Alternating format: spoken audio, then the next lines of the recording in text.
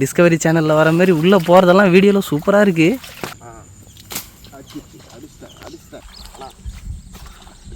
பிடிச்சிட்டான்டா.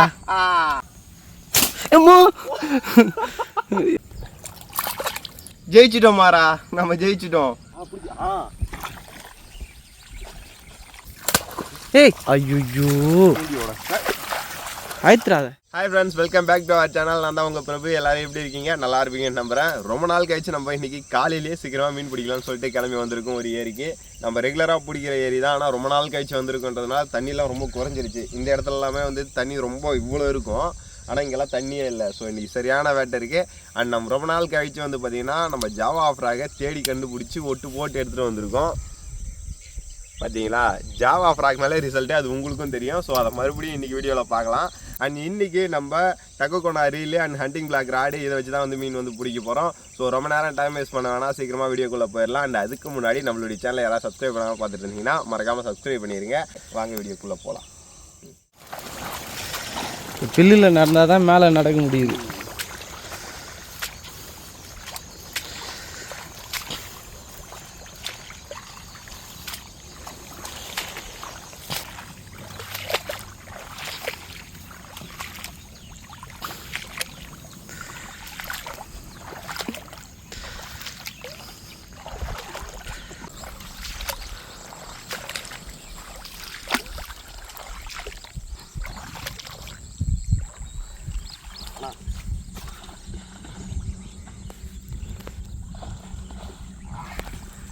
யாரை பார்த்து என்ன வார்த்தை சொன்னேன்?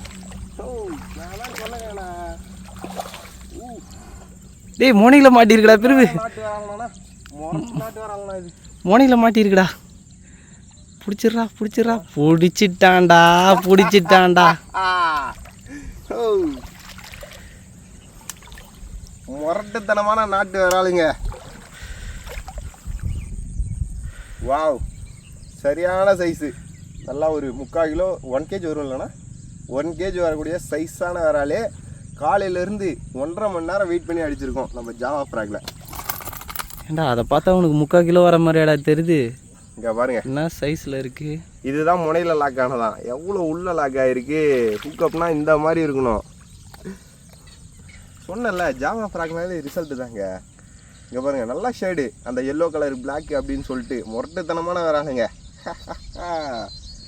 நல்ல வேலை இந்த டைமில் வீடியோ ஆன் பண்ணேன், இல்லைன்னா இதுவும் போயிட்டுருக்கோம். ஏன் இப்போ தான் சொன்னால் அது போடுற வரையும் கம்முன்னு இருந்தால் லூஸ் அதாவது லூஸ் பண்ண முடியும். லூஸ் மாதிரி பண்ணிகிட்டு இருக்கேன். சரி சரி சரி. ஏய் மீனே ஓடிப்போ. அந்த ஒரு மீனை பிடிச்சிருவதா அவன் அப்படி பேசுகிறா. லூஸ் பண்ணு ஃபஸ்ட்டு. அதை நான் அவுத்து விட்டுறேன். இந்தா இவனை நீ கட்டிக்க. கட்டிலாம் முடியாது தான், இது பிடி. என்ன பண்ணுற?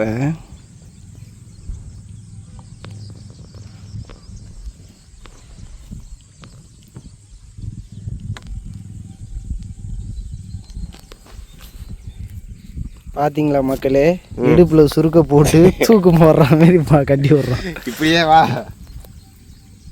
ஓகே, வெற்றிகரமாக நம்ம ஒரு மீன் பிடிச்சிட்டோம். இப்போ அடுத்த மீன்.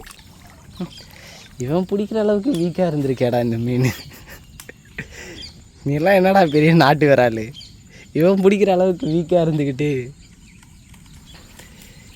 திறமையான என்கிட்ட மாட்டியிருந்தா கூட பரவாயில்ல.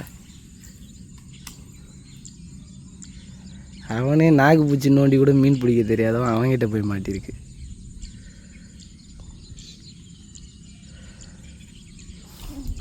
மீன் பிடுறான்னா குதிரை வண்டி ஓட்டுற மாதிரி ஓட்டிங்க நம்பரு.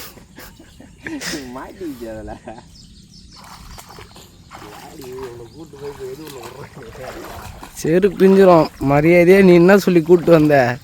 2 மணி நேரம் தானா, அதை கட்டி மீனை போட்டு அடி அடிச்சிருவேன். திருப்பி அப்படியே கூப்பிட்டு வந்து விட்டுறேன்னு சொல்லதான் காலையில் எழுந்து சாப்பிடாம கொள்ளாமல் வந்திருக்கேன். பல்ல மட்டும் வலிக்கணும். எதுக்குடா இப்போ இந்த சந்துக்குள்ளே போகிற? பெரிய மீன் கிடைக்குமா? டேய் டேய் சொன்னா கேள்றா.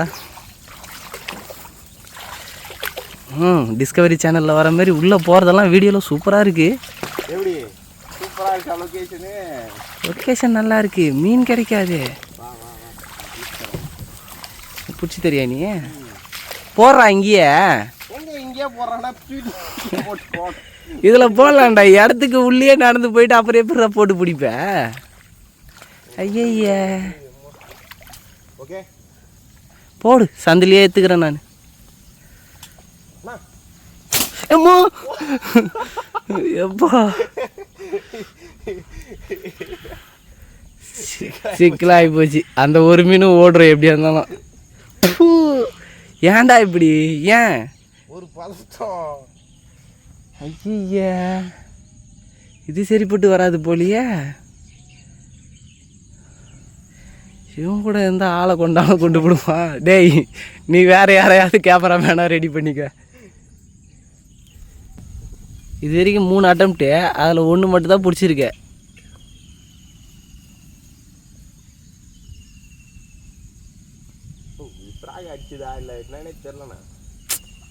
செருப்பு பிஞ்சிரும்.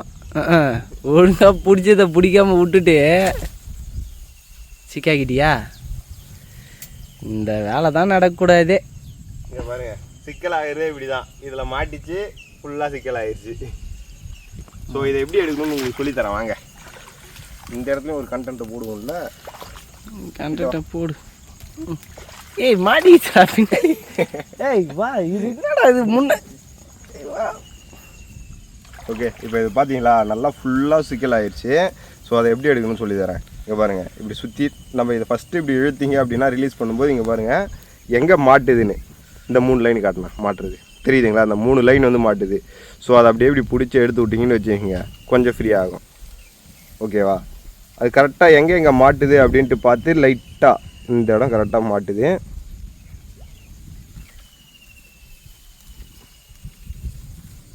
ஓகே இப்போ அந்த இடம் ரிலீஸ் ஆகிடுச்சா? ஸோ மறுபடியும் வந்து பார்த்திங்கன்னா இதோ பாருங்கள் இந்த இடம் மாட்டுது. ஸோ இதை கொஞ்சம் அப்படி எடுத்து விட்டோம் அப்படின்னா ஒன்றும் இல்லை, அது வந்துட்டு ஒன்று மேலே ஒன்றா வந்து த்ரெட்டு ஏறி இருக்கும். அதனால தான். ஸோ அப்படியே கொஞ்சம் கொஞ்சமாக எடுத்து விட்டுட்டே வந்தோம் அப்படின்னா ஃப்ரீ ஆகிடும்.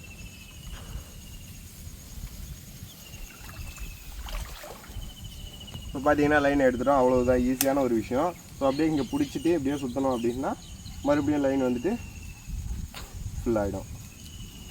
நிறைய பேர் இதில் மாட்டிக்கிச்சுன்னு வச்சுக்கோங்க, அவ்வளோதான், இனிமேல் மீனே பிடிக்க முடியாது, சிக்கலாகிடுச்சு, வீட்டுக்கு போகணுன்ற அளவுக்கு இதுவாகிடுவாங்க. கொஞ்சம் கிரைனை யூஸ் பண்ணோம்னா எடுத்துடலாம்.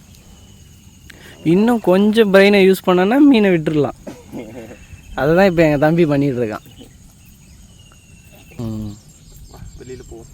போகலாமா? ஒன்றும் கிடைக்கல, போவோம்.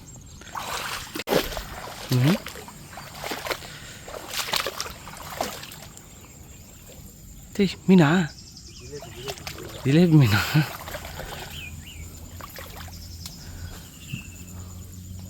இந்த இடத்துல அடிக்கலாம்.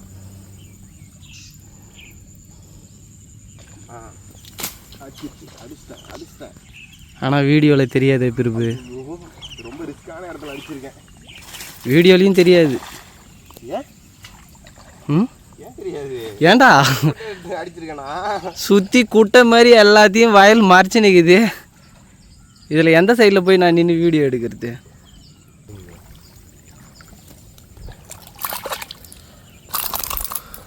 கையிலே ஆகாசம். ஜெயிச்சிட்டோம் மாறா, நம்ம ஜெயிச்சிட்டோம். ஃபஸ்ட்டு பிடிச்சது வந்து பார்த்தீங்கன்னா நாட்டு விரால், இது வந்து வியட்நாம் விரால். வாவ், ரொம்ப பெருசு இல்லை, ரொம்ப சின்னதும் இல்லை, ஒரு 400 கிராம் வரும். ஸோ இதை பிடிச்சி போடுவோம். எங்கள் தண்ணிக்குள்ளேயாவா? தண்ணிக்குள்ளே இல்லை, அதான் நான் போடுவோம். ரொம்ப நாள் ஆச்சுல மீன்லாம் பிடிச்சி. டப்பா எடுத்துட்டோன்னா நீங்கள் தான் என்னமோ சொன்னீங்க.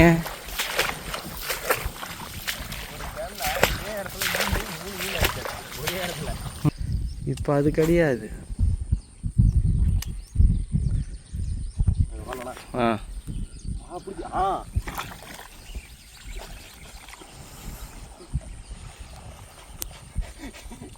டேய் போயிடுச்சுடா. என்னடா பண்ண பிரிவு? டேய் அது பக்கத்தில் கூட போயிருக்கலாம்டா. பில்லில் ஏன்டா போட்டு வலிச்சிங்க கிடக்குற? இருக்கா இது? போயிடுச்சுடா. ஏய் ஐயோ அழுத்துறாத. தூண்டி வச்சிட்டேன். செக் அதை அடித்தா உடையும் தான் நினச்சேன். தூண்டி வச்சிட்டேன். செக் அதை அடித்தா உடையன்ட்டு நான் உன்னை ஏன்டா அடிக்க சொன்னது? அது போனால் போயும்போது ஒரு மீன் அடியில் தானே அடிக்கிறோன்னு நினச்சேன். அது இந்த சைடு எப்படி பேலன்ஸ் பண்ணுவேன்? அடாங்க மக்கட்ட மாதிரி வந்துட்டேன். எத்தனை மீன் போகுது, அதில் ஒரு மீன் போனால் போயும்போதுன்னு விட்டு போகிறத விட்டு அதை போட்டு அடிக்கிறியாடா. 3 பீஸாக உடஞ்சி போச்சு. இந்த சைடு வெயிட்டே இருக்காது, எப்படி நீ பிடிக்க முடியும் அந்த சைடு வெயிட்டுக்கு? அடியில் தான் பிடிச்சிட்டு இருந்தேன், கீழே போட்டுச்சுன்னு நினைக்கிறேன் அடிக்கும்போது. பிடிச்சி எதுவும் பண்ண முடியாது. அது மீன் எப்பயும் போகிற மாதிரி போகிறத விட்டுட்டு மீன் கண்ணுக்கு தெரிஞ்சு அப்படியே மேலேயே படுத்துட்டு இருந்தது. இந்த இதுவில் அடிச்சிட்டேன்னா மீன் மயங்கிரும்னு நினச்சேன். இதுதான் ஆர்வ கோளாறுத்தனமாக எதுவும் பண்ணக்கூடாது போல். ஆனால் எனக்கு சுத்தமாக மைண்டு எதுவுமே தோணலை. மீன் மேலேயே நின்றுச்சா என்ன பண்ணுறதுன்னு யோசிக்கவே இல்லை. நானும் ராடு உடையும் அந்த மாதிரி ஆகும் அப்படின்னு சொல்லிட்டு மீன் மேலே இருந்ததை பார்த்ததுமே வந்துட்டு ஒரு ஆர்வத்தில் அதை எப்படியாவது பிடிச்சிடணும், மீன் அடித்தோன்னா மயங்கிரும் அப்படின்னு நினச்சேன்.